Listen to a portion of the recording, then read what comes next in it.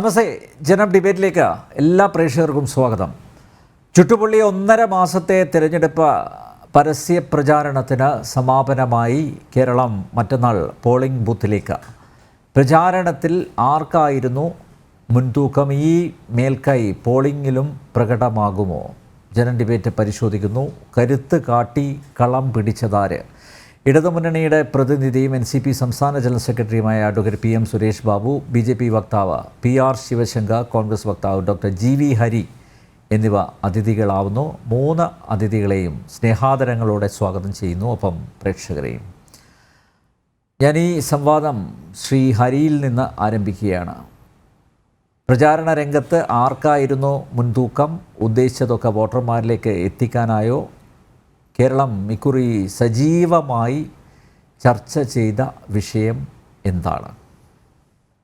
വളരെ ശക്തമായിട്ടുള്ള പ്രചരണമാണ് എല്ലാ രാഷ്ട്രീയ പാർട്ടികളും കാഴ്ചവെച്ചതെന്നൊരു വിലയിരുത്തലാണ് എനിക്ക് ഉള്ളത്.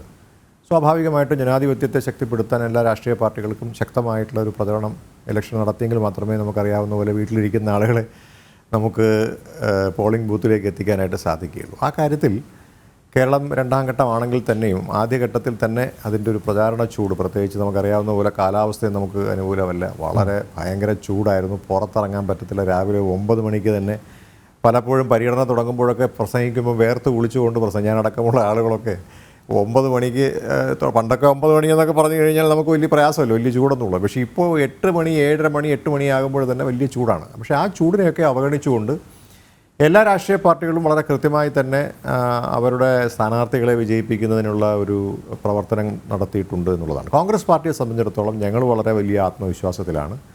പ്രത്യേകിച്ച് താങ്കൾക്കറിയാവുന്ന പോലെ കേരളത്തിൽ വലിയൊരു ആൻറ്റി ഇൻകംബൻസി ഉണ്ട്, ഒരു സർക്കാർ വിരുദ്ധ ഒരു ഇതുണ്ട്. എല്ലാവർക്കും സർക്കാരിൻ്റെ കഴിഞ്ഞ 7 വർഷക്കാലത്തെ സംസ്ഥാന സർക്കാരിൻ്റെ പ്രവർത്തനങ്ങളിൽ എങ്ങനെ ഒന്ന് പ്രതികരിക്കാൻ കിട്ടുന്നൊരു വലിയ അവസരമായിട്ടാണ് ആളുകൾ ഈ തെരഞ്ഞെടുപ്പിനെ കാണാൻ പോകുന്നുള്ള കാര്യത്തിൽ ഞങ്ങൾക്കൊരു ആശങ്കയുമില്ല. അതുമാത്രമല്ല, ഞങ്ങളുടെ സ്ഥാനാർത്ഥികളെ എടുത്തു പരിശോധിച്ച് കഴിഞ്ഞാൽ കാസർഗോഡ് മുതൽ തിരുവനന്തപുരം വരെയുള്ള സ്ഥാനാർത്ഥികൾ ഒന്നുക്കൊന്നും മെച്ചം നമുക്ക് പറയാൻ കഴിയുന്ന ഒരാളെപ്പോലും ഒരു കാര്യത്തിൽ നമുക്ക് മാറ്റി നിർത്താൻ കഴിയാത്തത്ര ഏറ്റവും മികച്ച സ്ഥാനാർത്ഥികളെ കേരളത്തിൽ പ്രഖ്യാപിക്കാൻ കോൺഗ്രസ് പാർട്ടിക്കായി.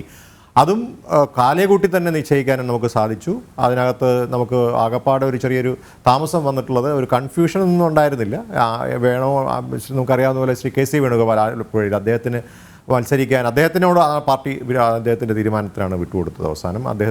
അതുമാത്രമല്ല, അദ്ദേഹം പാർട്ടിക്ക് പിന്നീട് പാർട്ടി പറയട്ടെ എന്നുള്ള അഭിപ്രായത്തിലേക്ക് വന്നു. അതുകൊണ്ട് മാത്രം ആ ഒരു കാര്യത്തിൽ കുറച്ച് കാലതാമസം ഉണ്ടായി. എന്നാൽ പോലും അല്ല, ഈ KCയുടെ പ്രചാരണത്തിന് എന്തുകൊണ്ട് രാഹുലും പ്രിയങ്കയും വന്നില്ല? അത് അദ്ദേഹത്തിന് അസുഖം വന്നു. നമുക്കറിയാവുന്ന കഴിഞ്ഞ ദിവസങ്ങളിലൊക്കെ മാധ്യമങ്ങളിൽ ഉണ്ടായിരുന്നല്ലോ. ശ്രീ രാഹുൽ ഗാന്ധിക്ക് അദ്ദേഹത്തിന് ഫുഡ് ഇൻഫെക്ഷൻ ഉണ്ടായി. ഇപ്പോൾ സ്വാഭാവികമായിട്ടും അദ്ദേഹത്തിൻ്റെ എല്ലാ യാത്രകളും, ഇവിടത്തേക്കുള്ള യാത്ര മാത്രമല്ല എല്ലാ യാത്രകളും, പിന്നെ അത് മാത്രമല്ല AICC സംഘടനാ ജനറൽ സെക്രട്ടറിയുടെ മണ്ഡലത്തിൽ ദേശീയ നേതാക്കന്മാർ എത്തിയില്ല എന്ന് പറയുമ്പോൾ അദ്ദേഹം തന്നെ ഒരു തെറ്റിദ്ധരിക്കപ്പെടും. അല്ല, ഒരു തെറ്റിദ്ധാരണയില്ല അതിനകത്ത്. അവിടെയൊന്നും ശ്രീ രാഹുൽ ഗാന്ധിയോ അല്ലെങ്കിൽ ശ്രീ പ്രിയങ്ക ഗാന്ധി അവരാരും വരേണ്ട കാര്യമില്ല. ആലപ്പുഴ പിടിക്കാൻ KCയുടെ മുഖം കണ്ടാൽ മതി. ഞാനവിടെ 2 കുടുംബയോഗങ്ങളിൽ പങ്കെടുത്ത ആളാണ്. ഞാനവിടെ ക്ലാപ്പനയിലും അതോടൊപ്പം തന്നെ ഓച്ര ആ ഭാഗത്തുമൊക്കെയുള്ള 1-2 സ്ഥലങ്ങളിൽ ഞാൻ പങ്കെടുത്തിട്ടുള്ളതാണ്, കുടുംബയോഗങ്ങളിൽ പങ്കെടുത്തിട്ടുള്ളത്. അപ്പോൾ അവിടുത്തെ ആളുകൾ അവളോട് കുറച്ച് നേരം സംസാരിക്കാനൊക്കെ ഒരു അവസരം കിട്ടിയ നിലയിൽ വേറെ ആരെയും അവർക്ക് കാണേണ്ട കാര്യമില്ല. KC കണ്ടു, KC വന്നു, KC ഞങ്ങളുടെ സ്ഥാനാർത്ഥിയാണ്, ഞങ്ങൾക്ക് ഇനി അവിടെ. അതുകൊണ്ട് ഞങ്ങൾക്ക് അവിടെ അതൊരു ഷുവർ 101% ജയിച്ചു കഴിഞ്ഞ്, തെരഞ്ഞെടുപ്പിന് മുമ്പ് തന്നെ ജയിച്ചു കഴിഞ്ഞ സീറ്റുകൾ എന്നോട് ചോദിച്ചാൽ ആ ഒരു സീറ്റാണ് ആലപ്പുഴ സീറ്റ് എന്ന് ഞാൻ പറയും. കാരണം അവിടെ നമുക്ക് അങ്ങനെ ഒരു വലിയ ഫൈറ്റ് നമുക്ക് അവിടെ ഇല്ല. കാരണം 20 ലോക്സഭാ മണ്ഡലങ്ങളിൽ ഞങ്ങൾ ജനസഭ സംഘടിപ്പിച്ചിരുന്നു. ജനങ്ങളുടെ വോട്ടർമാരുടെ പങ്കാളിത്തം കൊണ്ട് വളരെ ശ്രദ്ധിക്കപ്പെട്ട ജനസഭകളായിരുന്നു എല്ലാം. ചിലതൊക്കെ കയ്യാങ്കളിയിലേക്ക് പോവുകയും ചെയ്തു. ആ പല ജനസഭകളിലും ഉയർന്നൊരു ചോദ്യം, അതായത് ഇന്ത്യ മുന്നണിയുടെ ഭാഗമാണ് CPM-ഉം കോൺഗ്രസും. അപ്പോൾ നിങ്ങൾ എന്തിനാ ഇവിടെ മാത്രം പരസ്പരം ഇങ്ങനെ ചേരി തിരിഞ്ഞ് പോരാടുന്നത്? നിങ്ങൾക്ക് മറ്റ് സംസ്ഥാനങ്ങളിലേതെന്ന പോലെ പരസ്പര സഹായ സഹകരണ സംഘങ്ങളായിട്ട് ഇവിടെയും പ്രവർത്തിച്ചുകൂടായിരുന്നോ എന്നൊരു ചോദ്യം ഉയർന്നു പലയിടങ്ങളിലും. കേരളത്തിലെ വോട്ടർമാർ പ്രബുദ്ധരാണ്, അവരിതെല്ലാം മനസ്സിലാക്കുന്നുണ്ട്. അവർ മനസ്സിലാക്കട്ടെ. ഞാൻ പറയുന്നത് അതിനകത്ത് എന്താണ്, ഞങ്ങൾക്ക് അതിനകത്ത് ആ ചോദ്യത്തിൽ ഞങ്ങൾക്ക് ഒരു ആശങ്കയില്ല. കാരണം ഇന്ത്യ മുന്നണി രൂപീകരിക്കുമ്പോൾ തന്നെ അതിനകത്ത് വളരെ കൃത്യമായിട്ടുള്ള MOU പ്രകാരം അല്ലെങ്കിൽ അതിൻ്റെ ഒരു അണ്ടർസ്റ്റാൻഡിങ് ഇതാണ്. ഇതിനകത്ത് ഞങ്ങൾ മുന്നോട്ട് വെക്കുന്ന ആശയങ്ങളുമായി ബന്ധപ്പെട്ട് അല്ലെങ്കിൽ ഇതാണ് പ്രധാനപ്പെട്ട ആശയങ്ങൾ. ഈ ആശയങ്ങൾ കോൺഗ്രസ് മുന്നോട്ട് വെക്കുന്ന ആശയങ്ങൾ ചേരാൻ ഏത് രാഷ്ട്രീയ പാർട്ടികൾക്കും അതിനുള്ള സ്വാതന്ത്ര്യമുണ്ട്. ഏത് രാഷ്ട്രീയ പാർട്ടികൾക്കും അതിലേക്ക് കടന്നു വരാം. അങ്ങനെയാണ് 28 രാഷ്ട്രീയ പാർട്ടികൾ ചേർന്നുകൊണ്ട് ഇന്ത്യ മുന്നണി രൂപീകരിച്ചിട്ടുള്ളത്. അപ്പോൾ ആ ഇന്ത്യ മുന്നണി രൂപീകരിക്കുമ്പോൾ സ്വാഭാവികമായിട്ടും പല സ്ഥലങ്ങളിൽ പ്രാദേശിക പാർട്ടികൾ ശക്തിയുള്ള സ്ഥലങ്ങളുണ്ട്. അപ്പോൾ സ്വാഭാവികമായിട്ടും അവർക്ക് മത്സരിക്കാൻ കഴിയുന്ന സ്ഥലങ്ങളിൽ അവർക്ക് മത്സരിക്കാം. അവർക്ക് ഇപ്പോൾ കോൺഗ്രസിനെതിരായിട്ട് നിൽക്കുന്ന സ്ഥാനാർത്ഥി അല്ലെങ്കിൽ അവിടെ ശക്തമാണ് അവർക്കുണ്ടെങ്കിൽ അങ്ങനെയുണ്ട്. ചില സാഹചര്യം വന്നാൽ ആ സാഹചര്യത്തെ അക്സെപ്റ്റ് ചെയ്ത് മുന്നോട്ട് പോകുന്നുള്ളൂ. അപ്പോൾ കേരളത്തിലെ സാഹചര്യം അനിൽ ഞാൻ പറയേണ്ട കാര്യമില്ലല്ലോ. കേരളത്തിൽ സ്വാഭാവികമായിട്ട് എത്രയോ കാലമായി കോൺഗ്രസും LDF അല്ലെങ്കിൽ UDF LDF തമ്മിലുള്ള മത്സരമാണ് ഇവിടെ നടന്നുകൊണ്ടിരിക്കുന്നത്. അപ്പോൾ സ്വാഭാവികമായിട്ടും ഇവിടെ അവർ മത്സരിക്കേണ്ട എന്ന് പറയുന്നതിനകത്ത് എന്ത് അർത്ഥമാണുള്ളത്? അവർക്ക് മത്സരിക്കാം, അതിനകത്തൊരു പ്രയാസമില്ല. ഏത് ജനാധിപത്യപരമായിട്ടുള്ള ഒരു മത്സരമല്ലേ നമുക്കിവിടെ അനുവദനീയമായിട്ട് അല്ല അനുവദിച്ചിട്ടുള്ള കാര്യമാണ്. അപ്പോൾ ആർക്ക് വേണമെങ്കിലും മത്സരിക്കാം. അതിൻ്റെ അർത്ഥം ഇപ്പോൾ എന്താണ് അവർ കോൺഗ്രസ് മത്സരിക്കണം അതുകൊണ്ട് മാറി നിൽക്കണം എന്നൊന്നുമല്ലല്ലോ. അവർക്ക് മത്സരിക്കാം, അതിനുള്ള സ്വാതന്ത്ര്യം അവർക്കുണ്ട്. അപ്പോൾ അതുകൊണ്ട് അങ്ങനെ ഒരു ആശങ്കയൊന്നും ഞങ്ങൾക്കില്ല. അവർക്കെതിരായിട്ട് കേരളത്തിൽ തീർച്ചയായിട്ടും ഞങ്ങൾക്ക് മത്സരിക്കാൻ പറ്റുള്ളൂ. ഇപ്പോൾ ഞാൻ ചോദിക്കട്ടെ, LDFനെതിരായിട്ട് BJP കേരളത്തിൽ മത്സരിച്ച് കഴിഞ്ഞാൽ എന്തായിരിക്കും അവസ്ഥ? സ്വാഭാവികമായിട്ടും അപ്പം അവർ ഇവിടുത്തെ ഒരു പ്രതിപക്ഷം എന്ന് പറയുന്നത് ഇപ്പോൾ കോൺഗ്രസ് പാർട്ടിയാണ്. ഇപ്പോഴല്ലേ എല്ലാ കാലത്തും കോൺഗ്രസ് പാർട്ടി ഭരിക്കുമ്പോൾ LDF ഇവിടെ നമുക്കറിയാവുന്ന പോലെ പ്രതിപക്ഷത്തും ഇപ്പോൾ അവർ ഭരിക്കുമ്പോൾ ഞങ്ങൾ പ്രതിപക്ഷത്തുമാണ് ഉണ്ടാവുക. അതിൻ്റെ അർത്ഥം ഇപ്പോൾ ഇതൊരു ദേശീയ തെരഞ്ഞെടുപ്പാണല്ലേ, നിയമസഭയിലേക്ക് നടക്കുന്ന തെരഞ്ഞെടുപ്പല്ലല്ലോ. അപ്പോൾ ദേശീയ തെരഞ്ഞെടുപ്പിൽ BJP ആണ് ഞങ്ങൾ അവരെയാണ് ഫൈറ്റ് ചെയ്യുന്നത്, അവർക്കെതിരായിട്ടാണ് ഫൈറ്റ് ചെയ്യുന്നത്. സ്വാഭാവികമായിട്ടും കേരളത്തിൽ ഏറ്റവും കൂടുതൽ സീറ്റുകൾ കിട്ടാൻ ഇന്ത്യ മുന്നണിക്ക് ഒരുപാട് സാധ്യതയുണ്ട്. കോൺഗ്രസിന് സാധ്യതയുണ്ട്. 20-20 നമുക്ക് കിട്ടും. അപ്പോൾ ഒരു സീറ്റെങ്കിലും ഒരു സീറ്റ് അത് വർദ്ധിപ്പിക്കുക, കോൺഗ്രസിനെ ശക്തിപ്പെടുത്തുക എന്നുള്ളത് ഞങ്ങളുടെ ഉത്തരവാദിത്തം. 20 കൊണ്ടുപോകും 100% ഇല്ല. അതിനെന്താ സംശയമുള്ളൂ? 2020 ആണ് നമ്മൾ നേരത്തെ പ്രഖ്യാപിച്ചിട്ടുണ്ടല്ലോ. നമ്മുടെ നേതാക്കന്മാരടക്കമുള്ള ആളുകളൊക്കെ തന്നെ അത് കൃത്യമായിട്ട് നമ്മൾ പ്രഖ്യാപിച്ചിട്ടുള്ള കാര്യമാണ്. പ്രഖ്യാപിച്ചത് വെറുതെ അല്ല, ഒരു പ്രഖ്യാപനം കൊണ്ട് മാത്രമല്ല. അപ്പോൾ താങ്കൾ പറഞ്ഞല്ലോ ഇവിടെ പല സ്ഥലങ്ങളിലും പോയി ജനസഭ നടത്തിയിട്ടുള്ള ഒരു ഇൻപുട്ട് താങ്കൾക്കും കിട്ടിയിട്ടുണ്ടാവുമല്ലോ. അപ്പോൾ അതിൻ്റെ ഒരു ട്രെൻഡ് അറിയാമല്ലോ. അപ്പോൾ ആ സ്വാഭാവികമായിട്ടും നമുക്കറിയാമല്ലോ, സ്ഥാനാർത്ഥികൾ ഏറ്റവും മികച്ച സ്ഥാനാർത്ഥികൾ ഇവിടെ ആൻറ്റി ഇൻകംബൻസി വളരെ ശക്തമാണ്. ഞങ്ങൾ മുന്നോട്ട് വെക്കുന്ന കാര്യങ്ങൾ ഇപ്പോൾ ഞാൻ കാണിക്കാൻ ഒരു സംഭവം, ഇത് ഞങ്ങൾ മുന്നോട്ട് വെക്കുന്ന ഞങ്ങളുടെ ഒരു ഗ്യാരണ്ടി കാർഡാണ്. ഈ ഗ്യാരണ്ടി കാർഡ് കേരളത്തിൽ ഇപ്പോൾ എൻ്റെ വീട്ടിൽ കിട്ടിയതാണ് ഞാൻ എടുത്തുകൊണ്ട് വന്നത് കേട്ടോ. ഞാൻ എവിടെ നിന്നും എടുത്തുകൊണ്ട് വന്നതല്ല. ഇത് എൻ്റെ വീട്ടിൽ എൻ്റെ ബൂത്തിലെ പ്രവർത്തകർ കൊണ്ടു തന്നത് തന്നെ ഞാൻ എടുത്തുകൊണ്ട് വന്നതാണ്. ഇതിനകത്ത് പറഞ്ഞിരിക്കുന്ന 5 പ്രധാനപ്പെട്ട നീതികളുണ്ട്. ഇപ്പോൾ ഇത് വെറുതെ പറയുന്നതല്ല കേട്ടോ. ഇതേപോലെ ഗ്യാരണ്ടി കാർഡ് ഞങ്ങൾ അടിച്ചു കൊടുത്ത് 2 സംസ്ഥാനങ്ങളിൽ ഇപ്പോൾ ഞങ്ങൾ ഭരിക്കുന്നുണ്ട്. അവിടെ ഈ കാര്യങ്ങളൊക്കെ നടത്തിയിട്ടുണ്ടോ എന്നുള്ളത് കേരളത്തിലെ ജനങ്ങൾക്ക് പരിശോധിക്കാം. തെലങ്കാനയിലും അതോടൊപ്പം തന്നെ നമുക്കറിയാവുന്ന പോലെ കർണാടകത്തിലും അവിടെ കൊടുത്ത അതേ കാര്യങ്ങൾ തന്നെയാണ് ഇവിടെയും പറഞ്ഞിട്ട്. ഒന്ന്, നമുക്ക് യുവാക്കൾക്ക് ഇപ്പോൾ 30 ലക്ഷം തൊഴിലുകൾ ഇപ്പോൾ ഉണ്ട് ഇന്ത്യയിൽ. 30 ലക്ഷത്തോളം തരുന്ന തൊഴിലുകൾ ഇന്ത്യ മുന്നണി അധികാരത്തിൽ വന്നാൽ അത് നമ്മൾ പൂർണ്ണമായിട്ടും അത് ഫില്ല് ചെയ്യും. അതോടൊപ്പം തന്നെ അതിനകത്തൊരു 50% സ്ത്രീകൾക്ക് പ്രാതിനിധ്യം കൊടുക്കും. അതോടൊപ്പം 1 ലക്ഷം രൂപ പ്രതിവർഷം നിർധനരായിട്ടുള്ള കുടുംബത്തിലെ ഓരോ വനിതകൾക്ക് നമ്മൾ കൊടുക്കും എന്ന് നമ്മൾ ഇതിനകത്ത് പറഞ്ഞിട്ടുണ്ട്. ഇപ്പോഴുള്ള തൊഴിലുറപ്പ് പദ്ധതിയുടെ അതിൻ്റെ ഒരു ദൈർഘ്യം 400 ദിവസങ്ങളായിട്ട് വർദ്ധിപ്പിക്കും. അതിലൂടെ തൊഴിലാളികൾക്ക് നീതി കൊടുക്കുമെന്ന് പറഞ്ഞിട്ടുണ്ട്. അതോടൊപ്പം കാർഷിക കടാശ്വാസ നിയമപരീക്ഷയും താങ്ങുവിലയും നമ്മൾ മിനിമം സപ്പോർട്ട് പ്രൈസ് നമ്മൾ പ്രഖ്യാപിക്കുമെന്ന് കൃത്യമായിട്ട് പറഞ്ഞിട്ടുണ്ട്. അതിലൂടെ കർഷകർക്ക് നീതി കൊടുക്കും. അതോടൊപ്പം എല്ലാ തലത്തിലുള്ള പട്ടികജാതി, പട്ടികവർഗ, പിന്നാക്ക വിഭാഗങ്ങൾ, സ്ത്രീകളടക്കമുള്ള മാർജിനലൈസ്ഡ് ഗ്രൂപ്പുകൾക്കൊക്കെ തന്നെ കൊടുക്കാവുന്ന കാര്യങ്ങളെക്കുറിച്ചുള്ള പങ്കാളിത്ത നീതി അത് കൃത്യമായിട്ടുള്ള കണക്കുകൾ കൊടുത്തിട്ടുണ്ട്. അങ്ങനെ നമ്മൾ കൃത്യമായിട്ട് ഈ ഗ്യാരണ്ടി കാർഡ് എല്ലാ വീടുകളിലും ഞങ്ങൾ കൊടുത്തിട്ടുണ്ട്. കേരളത്തിലെ എല്ലാ വീടുകളിലും. പാർട്ടി തന്നെ ദുർബലമായി കൊണ്ടിരിക്കുന്ന ഒരു വർത്തമാനകാല സാഹചര്യത്തിൽ എവിടെ പാർട്ടി ഉറപ്പ് കൊടുക്കാൻ പറ്റും? എവിടെ പാർട്ടി ദുർബലാന്ന് ഈ പറയുന്നത്? ഇപ്പം ഇത്രയും ശക്തമായി പാർട്ടി ഇത് അതുകൊണ്ടാണല്ലോ ഇപ്പോൾ അറിയാം BJPയുടെ നേരത്തെ മുന്നോട്ട് വെച്ചിട്ടുള്ള 400 സീറ്റുകൾ എന്നുള്ള ഒരു വാദമൊന്നും അല്ലെങ്കിൽ അങ്ങനെയുള്ളൊരു കാര്യങ്ങളൊന്നും ഇപ്പോൾ രാജ്യത്തിൻ്റെ പ്രധാനമന്ത്രി അടക്കം മുന്നോട്ട് വെക്കുന്നില്ല. അപ്പോൾ സ്വാഭാവികമായിട്ടും കോൺഗ്രസ് പാർട്ടി ശക്തിപ്പെട്ടതുകൊണ്ട് മാത്രമല്ല, കോൺഗ്രസ് പാർട്ടിയോടൊപ്പം 28 രാഷ്ട്രീയ പാർട്ടികൾക്ക് ഒരുമിച്ച് പ്രവർത്തിക്കണമെന്ന് തോന്നിയത് പാർട്ടി ശക്തമായിട്ടാണുണ്ടല്ലോ. കോൺഗ്രസ് പാർട്ടി ശക്തമായിട്ടാണെന്ന് അവർക്ക് തോന്നലുള്ളതുകൊണ്ടല്ലോ, അല്ല വെറുതെ വരില്ലല്ലോ. അപ്പോൾ അത്രയും രാഷ്ട്രീയ പാർട്ടികൾ ഗത്യന്തരമില്ലാതെ അതൊക്കെ അനിൽ നമ്പ്യാരുടെ വിഷയം സാർ, അദ്ദേഹം അങ്ങനെ പറയാം, മറ്റു മാർഗങ്ങളൊന്നും ഇല്ല. അല്ല, അത് താങ്കളുടെ അഭിപ്രായം. ഞാൻ ആ അഭിപ്രായത്തോട് യോജിക്കുന്നില്ല. എൻ്റെ അഭിപ്രായം ഞാൻ പറയുന്നത് മാത്രമേ ഉള്ളൂ. ഞാൻ ഒരൊറ്റ കാര്യം കൂടെ ചോദിച്ചോട്ടെ, ശിവശങ്കറിലേക്കും അതുപോലെ ശ്രീ സുരേഷ് ബാബുവിലേക്കും പോകുന്നതിന് മുമ്പ് ഈ CAA വിഷയത്തിൽ വ്യക്തമായ ഒരു നിലപാട് അവതരിപ്പിക്കാൻ പറ്റിയില്ല. നിങ്ങൾ വെള്ളം ചേർത്തോ എന്നൊരു സംശയം. ഇതും ഞാൻ നേരത്തെ പറഞ്ഞതുപോലെ ജനസഭയിൽ ഉയർന്ന ഒരു ചോദ്യം. എന്തുകൊണ്ട് നിങ്ങൾ വളരെ ക്ലിയറായിട്ടുള്ള ക്ലാരിറ്റിയുള്ള ഒരു നിലപാട് എന്തുകൊണ്ട് എടുത്തില്ല ആ വിഷയത്തിൽ? ആരാ പറഞ്ഞത്? അത് ഹിന്ദു വോട്ടുകൾ ലക്ഷ്യം വെച്ച് തന്നെയല്ലേ? പൊതുവിൽ തന്നെ അല്ല, ഈ ഒരു മൃദു സമീപനം സ്വീകരിക്കുന്നു എന്നൊരാക്ഷേപമുണ്ട്.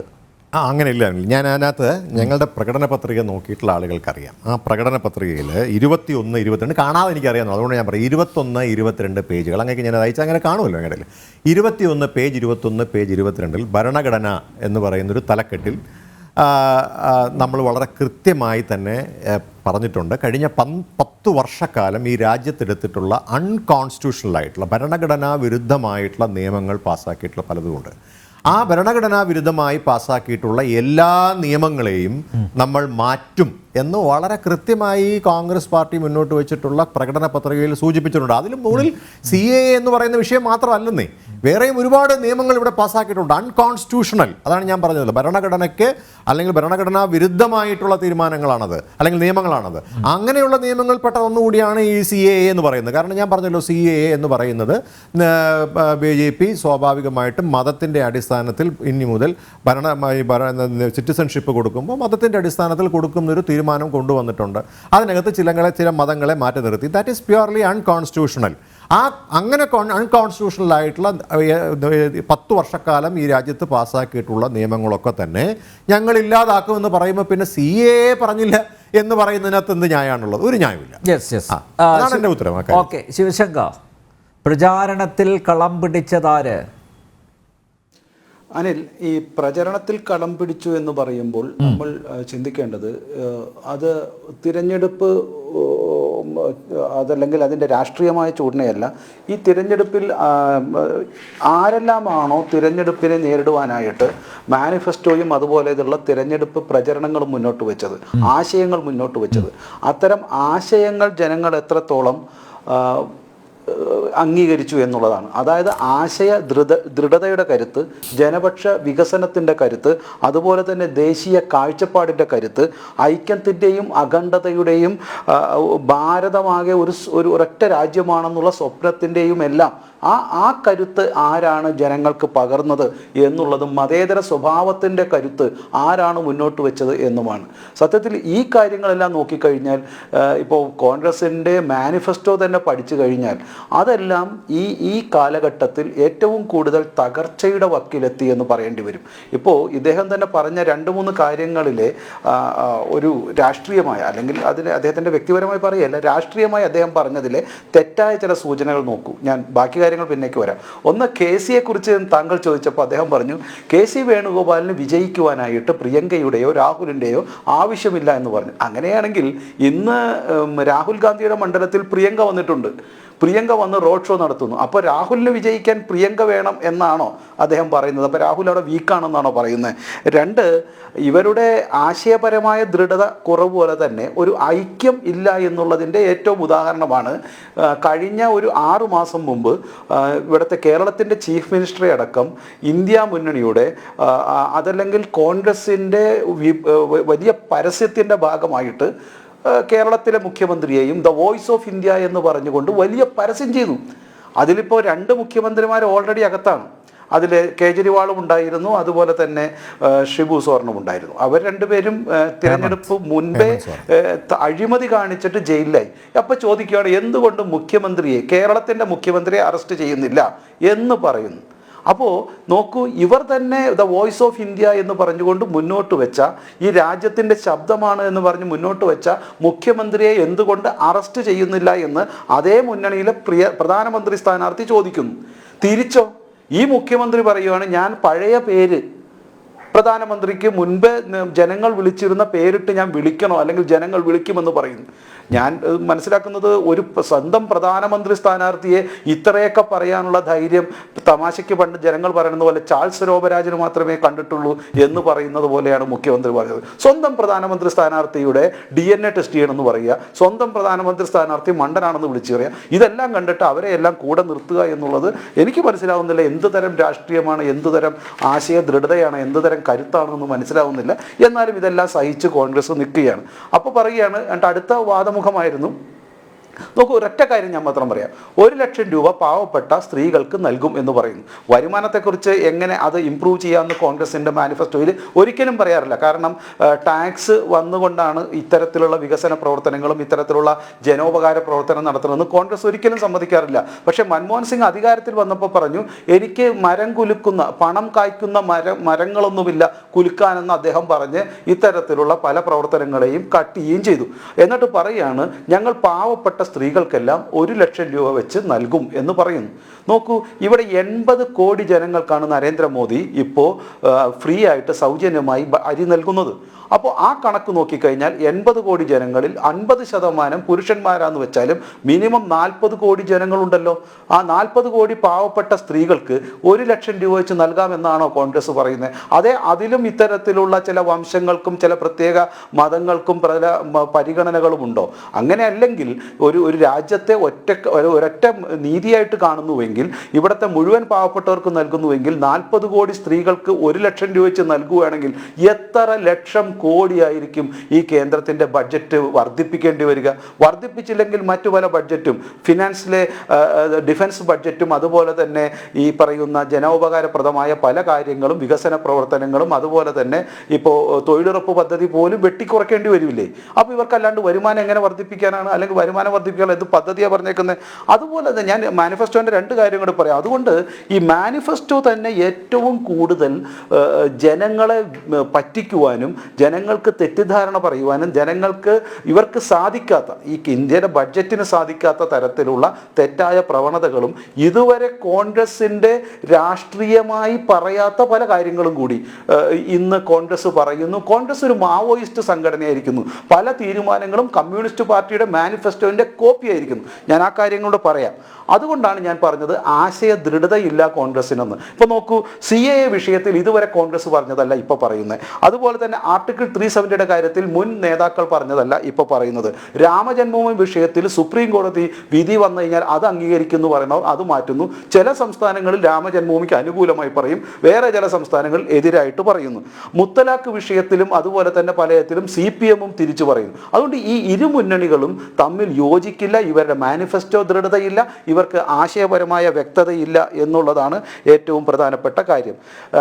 അടുത്ത കാര്യം, ഈ SC/ST OBC വിഭാഗങ്ങൾക്കുള്ള വരുമാനം അല്ലെങ്കിൽ നിലപാടുകൾ അല്ലെങ്കിൽ അവർക്ക് നൽകുന്ന സുരക്ഷ, അതിലെല്ലാം ഇവർ വെള്ളം ചേർക്കുന്നു. ഇപ്പം കർണാടകത്തിൽ മുഴുവൻ ന്യൂനപക്ഷങ്ങളെയും OBC വിഭാഗത്തിലേക്ക് മാറ്റിക്കൊണ്ട് OBC SC/ST വിഭാഗങ്ങൾക്കുള്ള മുഴുവൻ ആനുകൂല്യങ്ങളും സുരക്ഷയും ഇന്ന് മറ്റുള്ളവർക്ക് കൂടി വിഭജിച്ചു കൊടുക്കുന്ന രീതിയിൽ ഈ കർണാടകത്തിലെ കോൺഗ്രസ് സർക്കാരും മാറിയിരിക്കുന്നു. അതുതന്നെയാണ് മാനിഫെസ്റ്റോയിൽ പറഞ്ഞിരിക്കുന്നത്. അതായത് ചുരുക്കി പറഞ്ഞു കഴിഞ്ഞാൽ യൂസഫ് അലിക്കും കിട്ടുന്ന അതേ ഗുണം തന്നെയായിരിക്കും അവിടെ സെക്യൂരിറ്റിക്ക് നിൽക്കുന്ന പാവപ്പെട്ട ഏതെങ്കിലും അശോകന്റെ SC വിഭാഗത്തിലെ OBC വിഭാഗത്തിലെ ആളുകൾക്ക് കിട്ടുന്ന സമയവും ആ സുരക്ഷയും ആ അവകാശങ്ങളും എല്ലാം അദ്ദേഹത്തിന് കിട്ടും എന്നുള്ള രീതിയിലാണ് ഇവർ പറഞ്ഞു വയ്ക്കുന്നത്. അതുകൊണ്ട് ഇത്തരത്തിലുള്ള തെറ്റായ നയങ്ങൾ കോൺഗ്രസ് തിരുത്തിയില്ലെങ്കിൽ ഹിന്ദുക്കളിൽ ഇൻഹെറിറ്റൻസ് ടാക്സ് ഏർപ്പെടുത്തും എന്ന് ഇവരുടെ ഒരു നേതാവ് പറഞ്ഞിട്ടുണ്ട്. നേതാവിന്റെ പേര് ഞാൻ മറന്നുപോയി. കോൺഗ്രസ് നേതാവ് സാം പിട്രോഡോ പറഞ്ഞു എന്നാണ്. അല്ല, സാം പിട്രോദയല്ല. സാം പിട്രോദ അത് എൻഡോസ് ചെയ്തു. അത് അല്ലാതെ സാം പിട്രോഡയും പറഞ്ഞിട്ടുണ്ട്. അത് CPMന്റെ മാനിഫെസ്റ്റോയിലും പറഞ്ഞിട്ടുണ്ട്. Inheritance tax will be instituted എന്ന് CPMന്റെ ഇതിലും പറഞ്ഞിട്ടുണ്ട്. ഞാനതാ പറഞ്ഞത്, പല കാര്യത്തിലും CPMന്റെ മാനിഫെസ്റ്റോയും കോൺഗ്രസിന്റെ മാനിഫെസ്റ്റോയും ഒന്നാകുന്നു. മാവോയിസ്റ്റ് മാനിഫെസ്റ്റോ ആകുന്നു. ജനങ്ങളിൽ നിന്ന് സ്വത്ത് പിടിച്ചിറക്കി. അത് കഴിഞ്ഞ മാസം 7-ാം തീയതി രാഹുൽ ഗാന്ധി പ്രസംഗിച്ചതാണ്. ഞങ്ങൾ ഇത്തരത്തിലുള്ള മുഴുവൻ സ്വത്തും പിടിച്ചിറക്കിക്കൊണ്ട് ജനങ്ങൾക്ക് വിതരണം ചെയ്യും. ഇവർ തന്നെ പറഞ്ഞതാണ്, അഖണ്ഡതയ്ക്കും ഈ രാജ്യത്തെ തകർക്കുവാനല്ലേ സത്യത്തിൽ കോൺഗ്രസ് നോക്കുന്നത്. ഏതേതൊക്കെ കാലഘട്ടത്തിലാണ്, ഞാൻ ഒരു ചരിത്രവും കൂടി പറയാം. ഒന്ന്, ചരിത്രത്തിൽ ആദ്യം രാജ്യത്തെ തകർക്കുവാൻ ശ്രമിച്ചത് ബ്രിട്ടീഷുകാരനാണ്. അത് ആദ്യമായി അവർ കൊണ്ടുവന്നത് ആര്യ ദ്രാവിഡവാദം കൊണ്ടുവന്നപ്പോൾ അതിനെയും കോൺഗ്രസ് ശക്തമായി എതിർത്തില്ല.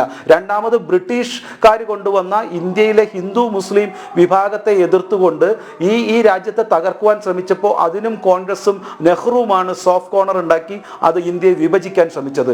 അതിനുശേഷം ആര്യ ദ്രാവിഡവാദവും ഹിന്ദു മുസ്ലിം വാദവും കഴിഞ്ഞിട്ട് പിന്നീട് കൊണ്ടുവന്നത് ഹിന്ദുക്കളെ തന്നെ അടിച്ചമർക്കുവാനായിട്ട് ബ്രാഹ്മൺ ദളിത് ഒരു കോൺട്രഡിക്ഷൻ ഉണ്ടാക്കി അതിനെ തകർക്കാൻ പോയപ്പോൾ അതും കോൺഗ്രസ് തടയുവാനോ ഇതുവരെ അതിനെതിരോ പറഞ്ഞില്ല.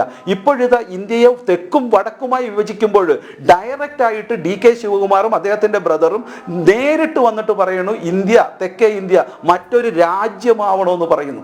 അതുകൊണ്ട് ഈ രാജ്യത്തെ തകർക്കുവാൻ, രാജ്യത്തെ രണ്ടാക്കുവാൻ, വിഭജിക്കുവാൻ വീണ്ടും കോൺഗ്രസ് ശ്രമിക്കുന്നു എന്നുള്ളതാണ് ഏറ്റവും വലിയ കാര്യം. എന്നിട്ട് ഇവർ പറയുകയാണ് ഭരണഘടന ഇവർക്ക് ഏറ്റവും വലുതാണ്, ഈ രാജ്യത്തിന്റെ അഖണ്ഡത വലുതാണെന്ന് പറയും. ഇവരുടെ MP-മാർ തന്നെ രാജ്യത്തെ രണ്ടാക്കണമെന്ന് പറയും. അതുകൊണ്ടാണ് ഞാൻ സൂചിപ്പിച്ചത്, ഈ രാജ്യത്തെ തകർക്കുവാൻ, ഇവിടുത്തെ ജനങ്ങളെ വിഭജിക്കുവാൻ, ഇവിടുത്തെ ജനങ്ങളുടെ സ്വത്ത് അടിച്ചു മാറ്റുവാൻ, അത് മുഴുവൻ. ഞാൻ ചോദിക്കട്ടെ, അങ്ങനെയാണെങ്കിൽ ഇവർ തന്നെ പറയുന്നു south India has been developed a lot than the north. അപ്പോൾ നിങ്ങൾ ഈ സൗത്ത് ഇന്ത്യയിലെ വികസിത ഒരു സംസ്ഥാനങ്ങളിലെ സ്വത്ത് എടുത്തിട്ട് നിങ്ങൾ ബീഹാറുകൾക്ക് കൊടുക്കുവാൻ അംഗീകരിക്കുമോ? ബംഗാളിൽ നിന്നും കുടിയേറിയ റോഹിംഗ്യൻ അഭയാർത്ഥികൾക്കൊക്കെ നിങ്ങൾ ഈ സ്വത്ത് കൊടുക്കുമോ? നിങ്ങൾ തന്നെ പറയുന്നുണ്ട് CAA നിയമം നിങ്ങൾ അംഗീകരിക്കുന്നില്ല. അപ്പോൾ CAA നിയമം അംഗീകരിച്ചില്ലെങ്കിൽ മറ്റ് രാജ്യങ്ങളിൽ നിന്നും കുടികേറി പാർക്കുന്ന അവിടുത്തെ അസംഖ്യം കോടിക്കണക്കിന് ആളുകൾക്ക് ഇന്ത്യയിൽ ഇന്ത്യൻ പൗരത്വം നൽകുകയും അതുപരി കേരളത്തിലെയും ഇന്ത്യയിലെയും സൗത്ത് ഇന്ത്യയിലെയും സ്വത്ത് മുഴുവൻ അവർക്ക് കൂടി വിഭജിച്ചു കൊടുക്കും എന്നാണോ നിങ്ങൾ പറയുന്നത്? അപ്പോൾ ഇത്തരത്തിൽ സാധ്യമല്ലാത്ത അല്ലെങ്കിൽ രാജ്യത്തെ ജനങ്ങളുടെ സ്വത്ത് പോലും എടുത്തു മാറ്റിക്കൊണ്ട് വിദേശത്തേക്ക് നൽകുന്ന, വിദേശികൾക്ക് നൽകുന്ന നയമാണ് കൊണ്ടുവരുന്നത്. അതുപോലെ തന്നെ SC/ST സംവരണം അട്ടിമറിക്കുന്നു, OBC സംവരണം അട്ടിമറിക്കുന്നു, രാജ്യത്തെ തകർക്കുക. എന്നിട്ട് പറയുകയാണ് ഞങ്ങൾ വിദേശത്തു നിന്ന് വരുന്ന ഇൻകം ടാക്സിനെല്ലാം ടാക്സ് ചമർത്തും എന്നുള്ളത് പറയുന്നു. ഇത് സൂചിപ്പിക്കുന്നത് ഇന്ത്യയുടെ സമ്പത്ത് എടുത്തുകൊണ്ട് ഇതുവരെ ഇന്ത്യ വളർത്തിയെടുത്ത സമ്പത്തുകൾ രാജ്യത്ത് വിതരണം ചെയ്യുന്നതല്ല, വിദേശികൾക്ക് മറ്റു രാജ്യത്തു നിന്നും കടന്നു കയറിയവർക്ക് വരെ വിതരണം ചെയ്തുകൊണ്ട് ഇന്ത്യയുടെ വളർച്ച മുരടിപ്പിക്കുവാനും അതുവഴി ഇവരുടെ സന്തത സഹചാരികളും ഇവർക്ക് ഫിനാൻസ് ചെയ്യുന്ന ചൈനയെ പോലുള്ള രാജ്യങ്ങളിലേക്ക് മറ്റു സമ്പത്ത് കടത്തുവാനുമാണ് ഇവർ ശ്രമിക്കുന്നത് എന്ന് സാധാരണ ജനങ്ങൾ സംശയിച്ചാൽ അവരെ കുറ്റം പറയാൻ പറ്റുമോ? ഇതാണ് ഈ രാഷ്ട്രീയത്തിൽ, ഈ കോൺഗ്രസിൻ്റെ രാഷ്ട്രീയത്തിൽ ഞാൻ കാണുന്ന ഏറ്റവും വലിയ തെറ്റ്. അവർക്ക് ഈ രാജ്യത്തോടല്ല സ്നേഹം, മറ്റു രാജ്യങ്ങളെ സഹായിക്കുക, ഇന്ത്യയെ തകർക്കുക.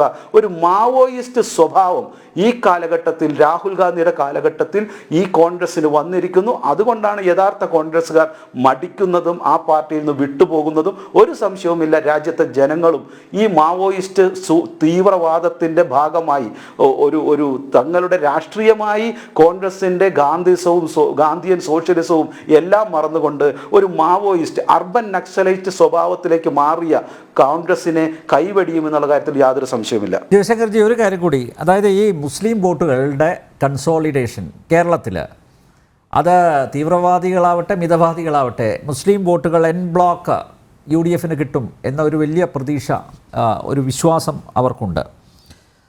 പക്ഷേ ഈ ക്രിസ്ത്യൻ വോട്ടുകൾ വാങ്ങാൻ മണിപ്പൂർ കാർഡ് അവർ ഉപയോഗിക്കുന്നുണ്ട്. അത് പിന്നെ CPM-ഉം ഉപയോഗിക്കുന്നു, കോൺഗ്രസും ഒരേപോലെ ഉപയോഗിക്കുന്നുണ്ട്. പക്ഷേ അത് ക്ലിക്കാവുമെന്ന് തോന്നുന്നുണ്ടോ? നേരത്തെ ഈ ക്രിസ്ത്യൻ വോട്ടുകളിൽ ബഹുഭൂരിപക്ഷവും ലഭിച്ചിരുന്നത് കോൺഗ്രസിനാണ്, UDF സ്ഥാനാർത്ഥികൾക്കാണ്. പക്ഷേ ഇക്കുറി അതിലൊരു വലിയൊരു മാറ്റം ഉണ്ടാവില്ലേ? മണിപ്പൂർ കാർഡ് അത് വേണ്ട രീതിയിൽ ക്ലിക്കായില്ല എന്നാണ് ഞാൻ മനസ്സിലാക്കുന്നത്. രണ്ട് കാര്യങ്ങൾ ഞാൻ എക്സ്പ്ലെയിൻ ചെയ്യാം. ഒന്ന്, ഈ മുസ്ലിം പൂർണ്ണമായും BJP വിരുദ്ധമാണ് എന്ന് പറയുന്നത് ഒരു പഴകി ദ്രവിച്ച കാർഡാണ്. ഞങ്ങൾ എല്ലാവരും രാഷ്ട്രീയമായി മറ്റുള്ള പാർട്ടിക്കാരെയും മറ്റുള്ള എല്ലാവരെയും കാണുമ്പോൾ മുസ്ലിം മതവിഭാഗത്തിലെ, പ്രത്യേകിച്ച് നഗരങ്ങളിലെ കുറച്ചുകൂടി വിദ്യാസമ്പന്നരായ, കുറച്ചുകൂടി രാഷ്ട്രീയ ബോധമുള്ള, കുറച്ചുകൂടി ലോകങ്ങളെ കണ്ട് വളർന്ന ഒരു ജനത, പ്രത്യേകിച്ച് അതിലെ സ്ത്രീകൾ, മുത്തലാഖ് വിഷയത്തോടുകൂടി നരേന്ദ്രമോദിയോട് ഏറ്റവും നല്ല സമീപനമാണ് മാറി വരുന്നത്. BJP പ്രവർത്തകർ ചില വീടുകളിൽ കയറിയില്ലെങ്കിൽ വിളിച്ചു കയറ്റിക്കൊണ്ട് അവരുടെ നോട്ടീസ് വാങ്ങിക്കുകയും നരേന്ദ്രമോദിക്ക് അനുകൂലമായി പല കാര്യങ്ങളും ഈ മുസ്ലിം സ്ത്രീകൾ പറയുന്നുണ്ട്. പ്രത്യേകിച്ച് ഹജ്ജ് കമ്മിറ്റികളിൽ ഹജ്ജ് കോട്ട ഏറ്റവും കൂടുതൽ കൂട്ടിയതും ഹജ്ജ് യാത്ര ചെയ്യുവാനായിട്ട് സ്ത്രീകൾക്ക് ഒറ്റയ്ക്ക് യാത്ര ചെയ്യുവാനുള്ള അനുവാദം കൊടുത്തത് അടക്കം കേരളത്തിലെ മുസ്ലിം സമുദായത്തിലെ ഏറ്റവും ശക്തരായ വനിതാ വിഭാഗവും BJPക്ക് അനുകൂലമായി ശ്രമിക്കുന്നു എന്നുള്ളത് ഒരു കാര്യം. രണ്ട്, ഇപ്പോൾ കാണിക്കുന്നത് പോലെ മാനിഫെസ്റ്റോയിൽ, കമ്മ്യൂണിസ്റ്റ് പാർട്ടിയുടെ മാനിഫെസ്റ്റോയിൽ വളരെ കൃത്യമായി പറഞ്ഞിരിക്കുന്നു, മണിപ്പൂർ കലാപം എന്നത് അത് എത്നിക് കോൺഫ്ലിക്റ്റ് ആണ്, അത് വംശീയ കലാപമാണ് എന്ന് ഈ CPM-ന്റെ പ്രകടന പത്രികയിൽ പറഞ്ഞിരിക്കുന്നു. പക്ഷേ നിരന്തരമായിട്ട് കമ്മ്യൂണിസ്റ്റ് പാർട്ടിയും കോൺഗ്രസും അത് അവിടുത്തെ കർദിനാൾമാരും ബിഷപ്പുമാരും നിരന്തരം ഇതൊരു വംശീയ കലാപമാണ് എന്ന് പറഞ്ഞിട്ടും മണിപ്പൂരിൽ 244ഓളം ക്രിസ്ത്യൻ ചർച്ചുകൾ തകർക്കപ്പെട്ടിട്ടുണ്ട് എങ്കിൽ 393 ഹൈന്ദവ ദേവാലയങ്ങൾ തകർത്തിട്ടുണ്ട് എന്ന ചരിത്രം മറച്ചു വെച്ചുകൊണ്ട് അതൊരു വംശീയ കലാപമല്ല, വർഗീയ ലഹളയാണെന്നും ചിലവരൊക്കെ പറഞ്ഞു വരുന്നത് RSSും BJPയും കൂടെ നടത്തുന്ന കലാപങ്ങളാണെന്നും പറയുന്നു. നോക്കൂ, ഇവിടെ കമ്മ്യൂണിസ്റ്റ് പാർട്ടി ചെയ്യുന്നത് സ്വന്തം മാനിഫെസ്റ്റോ മറച്ചു പിടിച്ചുകൊണ്ട് അല്ലെങ്കിൽ സ്വന്തം മാനിഫെസ്റ്റോ തെറ്റാണ് എന്ന് പറഞ്ഞുകൊണ്ട് ഈ കേരളത്തിലെ ജനങ്ങളെ വഞ്ചിച്ച കമ്മ്യൂണിസ്റ്റ് പാർട്ടിയാണ്. നിങ്ങൾ ഒന്നല്ലെങ്കിൽ പറയണം നിങ്ങളുടെ മാനിഫെസ്റ്റോയിൽ പറഞ്ഞത് തെറ്റാണ്, ഇത് എത്നിക് കലാപമാണ്, ഇതൊരു എത്നിക് കോൺഫ്ലിക്റ്റ് ആണ്, ഇതൊരു വംശീയ കലാപമാണ് എന്ന് ഞങ്ങൾ മാനിഫെസ്റ്റോയിൽ പറഞ്ഞതാണ് ശരി, ഞങ്ങൾ മാപ്പ് പറയുന്നു. ഈ കേരളത്തിൽ തെരുവുതോറും പ്രസംഗിച്ചുകൊണ്ട് മുഖ്യമന്ത്രി തൊട്ട് കേരളത്തിലെ ഓരോ ബൂത്ത് സെക്രട്ടറി വരെ ഇതൊരു വർഗീയ കലാപമാണ്, മതപരമായ കലാപമാണ്, RSSും BJPയും നടത്തിയ കലാപമാണ് എന്ന് പറഞ്ഞുകൊണ്ട് ക്രിസ്ത്യൻ ദേവാലയങ്ങളിലും അതുപോലെ തന്നെ പരിസരങ്ങളിലും നടത്തിയ വലിയ തെറ്റായ ഒരു പ്രചരണം, അത് തെറ്റാണ്, മാറിപ്പോയി എന്ന് പറയുവാൻ തയ്യാറാവണം. അതല്ലെങ്കിൽ മാനിഫെസ്റ്റോ തെറ്റാണെന്ന് പറയാൻ തയ്യാറാവണം. ഏതായാലും ക്രിസ്ത്യൻ യുവജനങ്ങൾ, പ്രത്യേകിച്ച് വളരെ വിദ്യാസമ്പന്നരായ ക്രിസ്ത്യൻ സമൂഹം ഇത് മനസ്സിലാക്കിയിരിക്കുന്നു. ഇവരോട് ചോദ്യങ്ങൾ ചോദിച്ചുടയ്ക്കുന്നു, സത്യസന്ധമായി കാര്യങ്ങൾ മനസ്സിലാക്കി അവർ തിരിഞ്ഞുടയ്ക്കുന്നു. അതുകൊണ്ട് ഇരു മുന്നണികളും രണ്ട് ന്യൂനപക്ഷങ്ങളെ തങ്ങളുടെ പക്കലാക്കാൻ ശ്രമിച്ച എല്ലാ ഇതുങ്ങളും പരാജയപ്പെട്ടിരിക്കുന്നു. എനിക്ക് ഒരു സംശയവുമില്ല, ഈ മുസ്ലിം ജനവിഭാഗവും യഥാർത്ഥത്തിൽ ആരാണ് തങ്ങളെ സഹായിക്കുന്നത്, തങ്ങളെ ഒരു വോട്ട് ബാങ്ക് ആയിക്കൊണ്ട് ഇതുവരെ സച്ചാർ കമ്മിറ്റിയൊക്കെ പറഞ്ഞ പ്രകാരം 70 വർഷം കോൺഗ്രസ് ഭരിച്ചിട്ടും എന്തുകൊണ്ടാണ് മുസ്ലിം സമുദായം ഇത്രയേറെ ഒരു തകർന്നതും അല്ലെങ്കിൽ ഇത്രയേറെ ഒരു സാമ്പത്തികമായി പരാജയപ്പെട്ടതും എന്ന് മനസ്സിലാക്കി ഇന്ന് നരേന്ദ്രമോദി സർക്കാരിൻ്റെ കാലഘട്ടത്തിൽ എത്രയോ വികസന പ്രവർത്തനങ്ങൾ ഈ പറയുന്ന മതന്യൂനപക്ഷങ്ങൾക്ക് മുസ്ലിങ്ങൾക്ക് നൽകി എന്നുള്ള കാര്യം മനസ്സിലാക്കിക്കൊണ്ട് ദേശീയ ജനവിഭാഗവുമായി ഒന്നു ചേർന്നുകൊണ്ട് അവർ വളരാൻ ശ്രമിക്കുന്നു, അവർ കൂടെ നിൽക്കാൻ ശ്രമിക്കുന്നു. അതുകൊണ്ട് ഒരു സംശയവുമില്ല, ഇരു മുന്നണികളോടും ഈ മതന്യൂനപക്ഷങ്ങൾക്ക് കൃത്യമായ അകൽച്ച ഉണ്ടായിരിക്കുന്നു. അതിൻ്റെ ഭാഗമായിട്ടാണ് പല ബിഷപ്പുമാരും കർദിനാൾമാരും ഇന്ന് BJP നേതാക്കളെ കാണുകയും അവർക്ക് അനുഗ്രഹങ്ങൾ നൽകുകയും ചെയ്യുന്നത്. ഒരു സംശയവുമില്ല, ക്രിസ്ത്യൻ മതവിഭാഗത്തിന് മണിപ്പൂർ വിഷയം പറഞ്ഞ് ഭയപ്പെടുത്താൻ ഇരു മുന്നണികൾക്കും സാധ്യമല്ല.